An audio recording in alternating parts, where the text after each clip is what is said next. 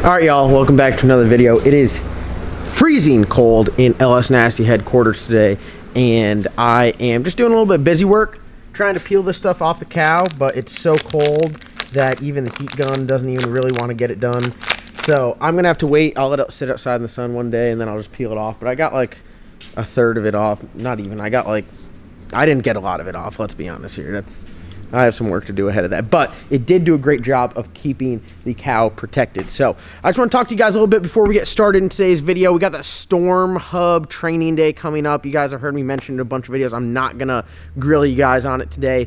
First link in the description below. Check it out. If you got a 3/4 ton truck, you want to make some money, it's a pretty good gig. All of us around here do it. Check it out. I'll leave it at that. Also, check out Small Tire Outlaws, 2,500 followers on Instagram. I'm going to release the merchandise line. I got a bunch of exclusive shirts coming out, everything like that. The world's quickest merch plug here on the John Doc YouTube channel is complete. You guys are welcome. I know some of you guys hate that. Today, we're talking about this beautiful, crusty Mustang right here. Look at it. Look at it. Is it tucking?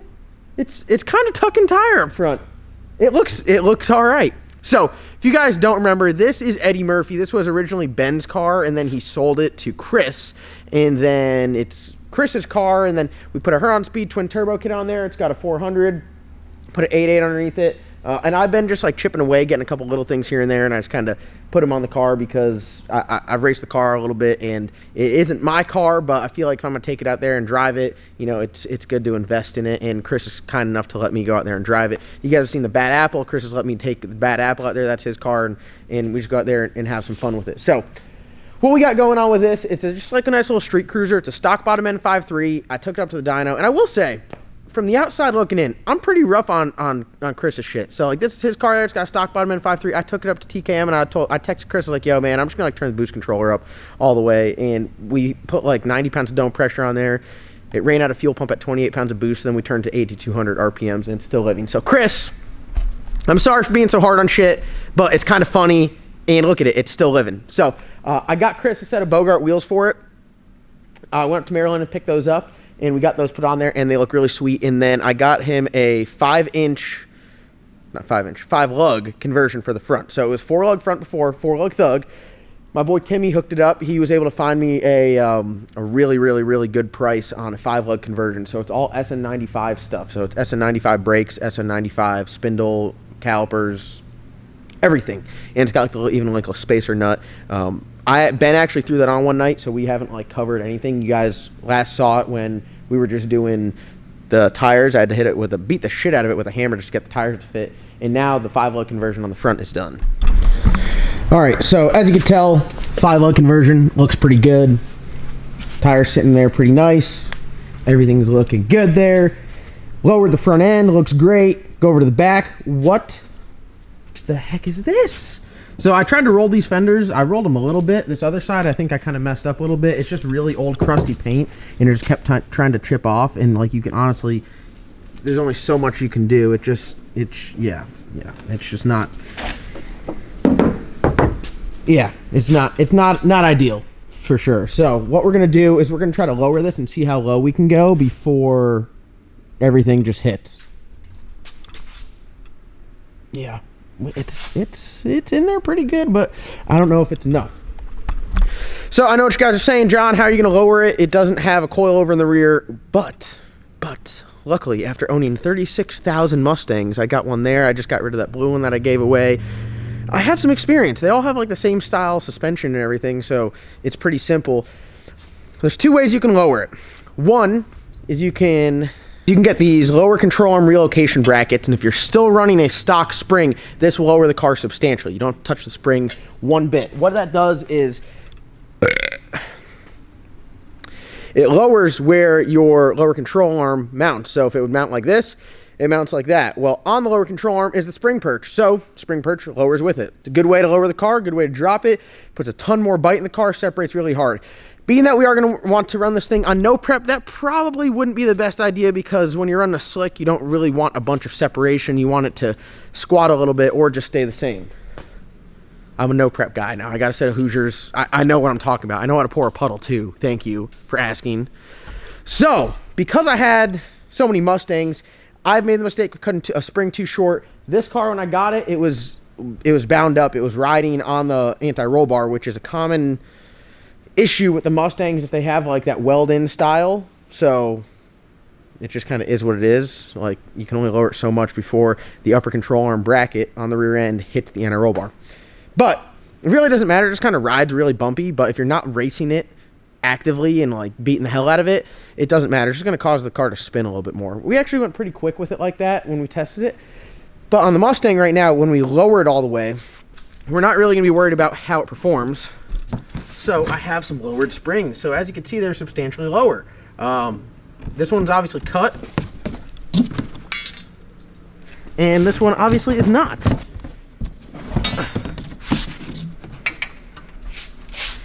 So instead of putting that lower control arm bracket on there, I'm gonna try to stick the smaller spring in there and see how low it gets it. I will say this is probably going to have an issue where the upper control arm is resting on the anti-roll bar, but if we're doing it solely for appearance, it's fine. If we want to go to the track and run it on a slick, we can easily swap the stock spring back in it, and then we'll be able to get that squat. So pretty much what you got to do is, if you want to go no prep racing, right? See how you got the front end all hung up real high? You need that, but you also need to have a lot of front extension. That is not good. You have like all your weight down real low. You want it up high so it's easy to come up and transfer weight. So let's say we were to go no prep racing. What we would need to do is put the stock spring back in the rear and then just work the adjuster up to raise the front end up. Pow, you're yeeted. You're all the way up there. You got a tooted up truck. You want to go on the street cruising around, lower the front end and swap the spring. No big deal. It would be a little bit easier if the spring can go in there without having to undo the lower control arm. But we're just going to put it up on the lift and see. I'm the only one here. I got to push a bunch of cars around. So I better get to work. It's like Sunday. It's like 8 o'clock at night. Sorry, it's Saturday. It's like 8 o'clock at night.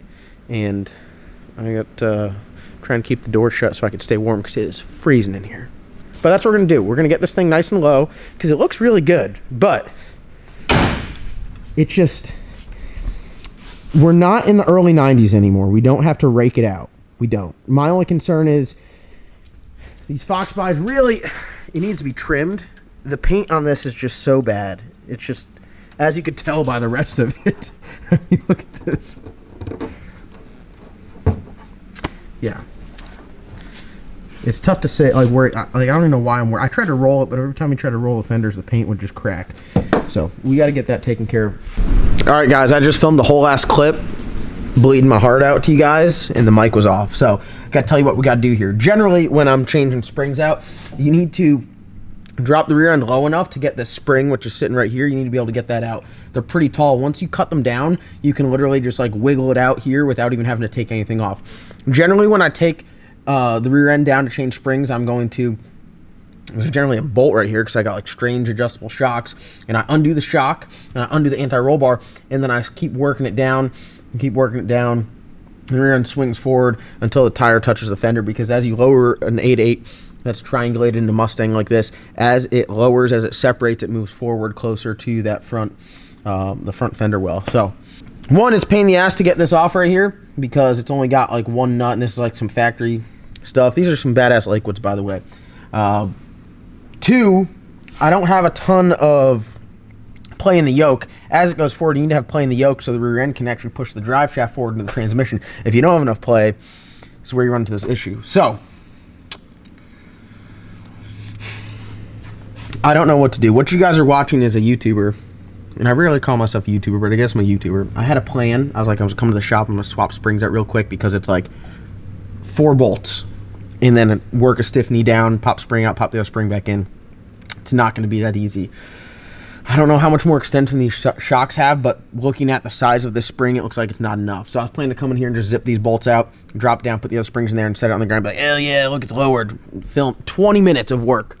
Now I got to take the wheel off because whoever put this bolt in for the lower control arms put it in backwards, or when the wheel wasn't on. But now if you need to pop it off, you can't, because it's got to go this way. It's going to hit the brake. I don't know if it will hit the brakes, but you can't get an impact in there. It's definitely going to have tension on it. Screw it. Screw it. I'm just going to get a stiff knee. This thing's barely like touching the lift right now too. There's no way I can compress this enough to get this screw out, or this this bolt out. There's no way I can compress this spring enough to get this bolt out, to get the spring out of the damn car. There's no way. There's no freaking way. There's no way I can do it. I gotta take the wheels off. I gotta take like the whole rear end damn near out the car. This is a salty YouTuber right now. Salty. Let me think on this. I'm gonna use my brain. Oh, there's a text. I'm supposed to be at home right now. I'm gonna get in trouble, boys. All right, boys. If there's ever a time to just rip on me, here it is. Just lay into me. So, anti-roll bar clearance issues. So we're not gonna be able to hook the anti-roll bar back up when we lower it, which sucks. But really, it's not the end of the world for right now. We can just undo this, but we're gonna have to cut the tank out, and it's not good. Shouldn't be installed like that. So it's very important that the only thing that stops your rear end from moving is the shock. So up travel and down travel, the shock needs to be it. So if you have this anti-roll bar hooked up and you launch and it goes to squat and it hits that, you're gonna knock tires off 100%. And same thing is if it's separating real hard and the thing to stop the rear end from separating from the chassis is the anti-roll bar locking out, it's going to knock the tires off. So it's very important that you let the shock be the limiting factor of it. So note, when you're building a car, if you put it up on the lift and the anti-roll bar is the thing that's stopping the rear end from hanging, you need to take that loose. You need to readjust, change the angles on it. And same thing if it's hitting anything else. So I tried to compress the spring a little bit, but honestly, at ride height, the spring is so stiff that it's just like pushing that thing all the way up. I actually have the vehicle, it's floating right now. It's balancing between the two front posts, transmission jack I have on the oil pan, and this right here. I tried to compress it as much as I could, and I'm just getting my tail whooped. So what I'm gonna have to do is set it back down on the ground. I'm gonna take, it's gonna suck because I have to use like jack stands, put jack stands on like the axle until I can get enough load off of this bolt right here. And once the bolt for the lower control arm doesn't have any pressure on it, undo it and pop it out, and have a way with probably a floor jack to hold the lower control arm up and then relieve pressure until the spring falls out. Good thing is, once we go to put it all back together with the smaller spring, then we could just toss it in there, put everything back together and toss it in there, because the spring's like, honestly, it's like 2.5 inches shorter. This is a very, very big spring. Hopefully it doesn't lower it too much, but like I said before, you got to leave this undone so it doesn't hit that. And then also, you could see here, it's sitting right above the anti-roll bar. So the anti-roll bar, what needs to be done is the spare tire well needs to be cut out of the floor. And then you'll be good with anti-roll bar clearance. We need to move these fuel lines because I got one leaking fuel there, but the fuel lines are like going up over the arm, and if the arm goes up all the way, it's going to touch. So we need to move those like outside of the arms so they're not in any danger there. And then we're going to have to, yeah. Maybe it would be easier to put the lower control arm brackets on there, but no, I don't think so. It's gonna be a pain in the ass regardless. And this is like, we're talking about minor pain in the ass, but like I'm talking about pain in the ass in the sense of like, here I was gonna work in the shop for 5 minutes and get this stuff knocked out. Not ideal here. So I'm gonna see how much further I can get within the next 10 minutes. And I think I'm gonna try to set the car down on the ground, and I'm gonna undo the shock from the trunk and let it fall through when it goes up, and hopefully the spring will come out then. I'm trying to do everything but take this lower control arm off. I really don't want to. It's a pain in the ass, especially since I got no one here to help me. It's a two-man job to get that in there unless you set it down. All right, fingers crossed. I'm gonna use my brain here and see if I can get that if I undo the shocks from the top. All right, so there those little buggers are. We just gotta zip those off, and then the shock should fall out of the its little hole there, and as we lift the car up, it should allow the rear end to drop until hopefully the springs fall out. Fingers crossed here, folks. There it is right there. It's just that little guy. 2 on each side, trying to prevent me from looking like an idiot this whole video. All right, guys, let me zoom out. Trying to do it all here. Let's see, moment of truth. Will we have it dropping? Oh! God, that looks horrible. I got it hanging as much as I can. Please tell me the spring will come out. Oh, dude, the spring's not coming out. Let me go up more. This is very promising. This is my best. That's some separation, boys. You talking separation? There she is. Let's see. My only hope is I can squeeze the spring out of it right now. Oh God, no. Oh God, no. Not a chance, boys. Look at, oh wait, hold on. This one's out, this one's not out. Oh wait, that one is out. Oh, it's gonna be a pain in the ass getting these back in. I can tell you that right now, folks. Whatever we do, we can't lower this without putting the shocks back in the hole. I've done it now. See how much further it drops when the roll bar's undone? All right. Well, my excitement is brought to sheer disappointment as I can't get this spring out. Oh God, dude, that is a way too large of a spring. No wonder why this thing sat up so high. God. All right, the only thing that you can do is take the damn control arm off, which is I gotta take the wheel off. So, all right, well, guys, you know what? I tried. I did my best with the time that allows, and unfortunately, guys aren't going to see this lowered. This is the best I could do here without having to take the lower control arm off the wheels and tires and all that other stuff. I know everyone that comes like, yo, John, it's only going to be like 5 minutes. Don't worry, it's only going to be like 2 minutes worth of work. Why didn't you just take the wheel off? Guys, in order for me to take the wheel off, I'd have to spend an hour in here looking for tools. Just if I'm going to keep it real with y'all. That's why my hair's gray. If I'm going to keep it real with y'all, I'd spend an hour at least minimum looking for tools just to get the wheels and tires off. So that's the truth. So I was trying to do it as resourcefully as I could. So it looks like I'll come in tomorrow and I'll take the wheels and tires. So the next video you guys will be seeing is when we lower. Look at the separation on that thing. Radial versus the world. Stevie Jackson right there. The Shadow 0.5. Not 1.0 or 2.0 or 3.0. 0.5. Yeah, this sucks. I really wanted to lower it, and it's like super easy to lower it, but I'm just not gonna.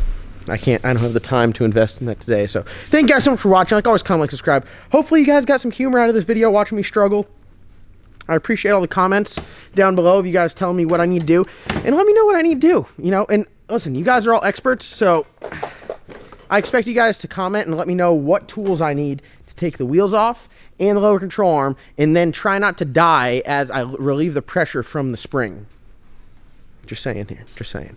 I'll wait till I have someone else here to film it in case it goes terribly wrong. But thank you guys so much for watching. Like always, comment, like, subscribe. We'll see you guys in tomorrow's upload.